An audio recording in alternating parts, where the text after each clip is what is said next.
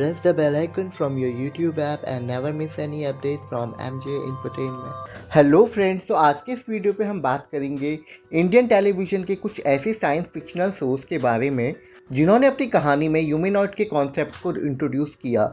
Humanoid मतलब एक ऐसा रोबोट जिसके फिजिकल फीचर्स किसी ह्यूमन यानी इंसान के जैसे होते हैं, जो उनकी तरह इंटरेक्शन और कई फंक्शंस परफॉर्म कर सकता है। Advance technologies and artificial intelligence की मदद से ह्यूमनॉइड को क्रिएट किया जाता है और साइंस के इसी अजूबे को हमारे कुछ इंडियन टीवी सीरियल्स ने अपनी कहानियों में दिखाया। तो दोस्तों, आज की इस वीडियो पर हम आपको बताएंगे कुछ ऐसे ही शोज़ के बारे में जिनमें ह्यूमनॉइड रोबोट्स की कहानी को दिखाया गया और इन्हें निभाने वाले कलाकारों के बारे में भी। तो दोस्तों, शुरुआत करेंगे इंडिया की फर्स्ट रोबोटिक शो करिश्मा का करिश्मा से, जो कि 24 जनवरी 2003 में स्टार प्लस में प्रीमियर हुआ था। इस शो की कहानी में हम मिलते हैं एक साइंटिस्ट विक्रम से, जो ह्यूमन रोबो गर्ल को डिज़ाइन करता है ये जानने के लिए कि फ्यूचर में ह्यूमन की तरह सारे काम कर पाएगी या नहीं, और जिसके बाद ये उसे अपनी वाइफ और बेटे से भी मिलाता है, जहाँ ये लोग सबको करिश्मा को अपनी डॉटर के रूप में इंट्रोड्यूस करते हैं। जहाँ शो में हम देखते हैं कैसे करिश्मा चुटकी भर में ही सारे बड़े बड़े काम कर लेती है और कैसे अपनी फैमिली की मदद करती है और कैसे बुरे लोगों को वो सबक भी सिखाती है। इस सीरियल में रोबो गर्ल करिश्मा के कैरेक्टर में अभिनेत्री झनक शुक्ला नज़र आई थी। जहाँ ये सीरियल सुपरहिट रहा था और आज भी 90s किड्स के बीच में काफ़ी लोकप्रिय माना जाता है। इस इंटरेस्टिंग सीरियल के कुल 65 एपिसोड्स ऑन एयर हुए थे। इसके 13 साल बाद यानी 2016 में लाइफ ओके शो आया बहू हमारी रजनीकांत, जिसकी कहानी में हम मिलते हैं एक साइंटिस्ट शांतनु कांत से, जो कि एक सुपर ह्यूमनॉइड डेवलप करता है जिसे वो नाम देते हैं रजनी, और इस नाम का फुल फॉर्म होता है randomly accessible jobs network interface, जिसे एक खास मकसद के लिए डिज़ाइन किया होता है। जहाँ रजनी खूबसूरत चेहरा होने के साथ साथ एक हल्क से 10 गुना पावरफुल और 100 कंप्यूटर से भी ज़्यादा फास्ट और तेज़ दिमाग वाली होती है, जिसे साइंटिस्ट सान ने ह्यूमन लाइफ्स को बचाने के लिए क्रिएट किया होता है।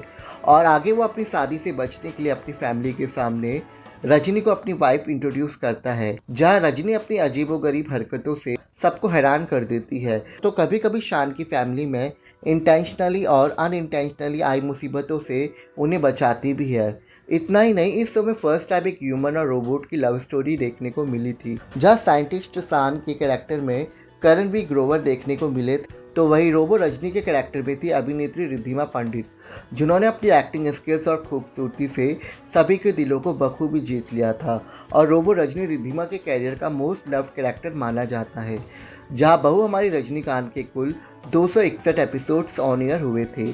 दोस्तों, 2016 में ही सब टीवी भी एक रोबोटिक शो यारो का टशन लेकर आया, जिसकी कहानी में हम मिलते हैं एक प्रोफेसर साइंटिस्ट गोवर्धन से, जो कि यारो नाम का एक ह्यूमनॉइड को डिज़ाइन करता है, जिसका फुल फॉर्म होता है यंग असेंबल्ड रोबोटिक ऑब्जेक्ट। जहाँ मिस्टर गोवर्धन और उनकी वाइफ का कोई बच्चा नहीं होता, इसलिए वो रोबो यारो को अपने बच्चे की तरह डिज़ाइन करते हैं और आगे 15 साल बाद उसे 21 साल का नौजवान बेटे के रूप में भी अपडेट करते हैं, जहाँ प्रोफेसर और उनकी वाइफ यारो को अपनी संतान की तरह ट्रीट करते हैं। जहाँ यारो किसी सुपर हीरो से कम नहीं होता, जहाँ यारो अपनी पावर से आए ना आए दिन किसी न किसी की हेल्प करता रहता है। वक्त आने पे हम उसे एक्शन हीरो की तरह फाइट करते हुए भी देखते हैं। इसके कई एपिसोड्स में हमें यारो के एक से बढ़कर एक एडवांचर्स देखने को मिलते थे, मगर इन सब एक्शन एंड एडवांचर्स के साथ साथ शो में यारो की एक प्यारी सी प्रेम कहानी भी दिखाई गई थी, जहाँ यारो इंडियन टीवी सीरियल का फर्स्ट मेल रोबोट बना और इस किरदार को निभाया था अभिनेता अनिरुद्ध दावी ने, जो कि रोबो बॉय यारो के किरदार में थे, और उन्हें ऑडियंस से इस किरदार के लिए काफ़ी अप्रिशिएशन भी मिला।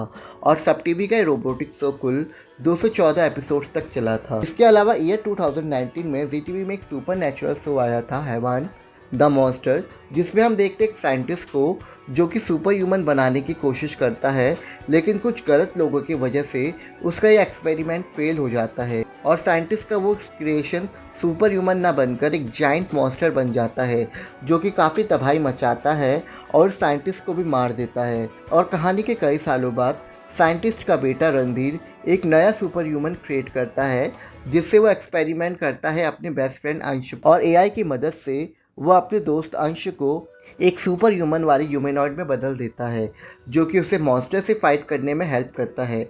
जहाँ इस शो में काफ़ी powerful and advance super human दिखाया गया था। जहाँ इसमें सुपर ह्यूमन के किरदार को निभाया था अभिनेता अंकित मोहन ने। जहाँ अंकित के ग्रे शेड सुपर ह्यूमन के करैक्टर को ऑडियंस से काफ़ी पसंद किया था। इसके अलावा सब टीवी के popular comedy serial madam sir में भी एक फीमेल ह्यूमनॉइड कैरेक्टर को महिला थाना में इंट्रोड्यूस किया गया था। या इस फीमेल ह्यूमनॉइड का नेम होता है ASI मीरा, जिसे 90 डेज के ट्रायल पीरियड में महिला थाने पुलिस के साथ रखा जाता है ताकि वो उनसे पुलिस के सारे काम और इमोशन सीख सके। जहाँ रोबोट ASI मीरा पुलिस वालों की काफ़ी मदद करती है और कई सीक्रेट मिशन में उनका साथ भी देती है। जहाँ रोबोट ASI मीरा के किरदार को अभिनेत्री पंखुड़ी अवस्थी ने प्ले किया था, जिन्हें इस कैमियो रोल में व्यूवर्स ने काफ़ी पसंद किया था। इसके अलावा NTV के पॉपुलर सीरियल भाभी जी घर पर है में भी रोबोट ट्रैक इंट्रोड्यूस किया गया था। जहाँ साइको सक्सेना अंगूरी भाभी की मदद करने के लिए उनका एक क्लोन रोबोट बनाता है, जो कि हाव भाव शकल सूरत से बिल्कुल अंगूरी भाभी जैसी होती है, पर आगे उस रोबोट की सिस्टम से छेड़छाड़ होने की वजह से वो कई वियर्ड और प्रॉब्लमेटिक सिचुएशंस क्रिएट करने लगती है, जिस वजह से रोबोटिक ट्रैक और भी ज़्यादा इंटरेस्टिंग बन गया था।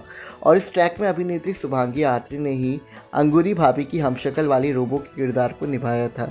जहाँ इस ट्रैक में भी AI रोबोट के रूप में शुभांगी की एक्टिंग काफ़ी परफेक्ट नज़र आई थी। दोस्तों, अब बात करेंगे सबसे लेटेस्ट रोबोटिक शो की, तो वह है दंगल टीवी का जननी AI की कहानी। जहां हम देखते हैं ईरा नाम की एक सिंगल मदर को, जो कि साइंटिस्ट है और वो अपनी बेटी तारा के साथ अपने रिलेटिव्स के वहाँ रहती है। जहां उसकी बेटी तारा बाय बर्थ काफ़ी कमज़ोर है और जैसे जैसे दिन बढ़ रहे हैं उसकी हेल्थ भी डाउन होती जा रही है। और ऐसे में तारा और उसकी माँ को उनके रिलेटिव्स काफ़ी मिसट्रीट करते हैं और तारा से काफ़ी काम भी करवाते हैं। ऐसे में तारा की मॉम ईरा डिसाइड करती है कि वो एक AI रोबोट डिज़ाइन करेगी जो कि ह्यूमन की तरह होगा, और उसके डिज़ाइन किया हुआ रोबो एकदम उसकी बेटी तारा की जैसी होती है और वो तारा के बदले उसका सारा काम करती है। माँ बेटी के प्यार पर आधारित ये शो ऑडियंस को काफ़ी पसंद आया और अभिनेत्री प्राप्ति शुक्ला इसमें AI रोबो सितारा के रूप में नज़र आई थी, जहां उनकी परफॉर्मेंस को खूब तारीफ़ें मिली। इस शो में एक्ट्रेस आशिका भाटिया भी AI रोबो चांदनी के करैक्टर में नज़र आई थी। दोस्तों, वैसे तो ये शो काफ़ी पॉपुलर रहा था, पर दंगल टीवी ने किसी कारण की वजह से इसे बीच में ही एब्रप्टली एंड कर दिया।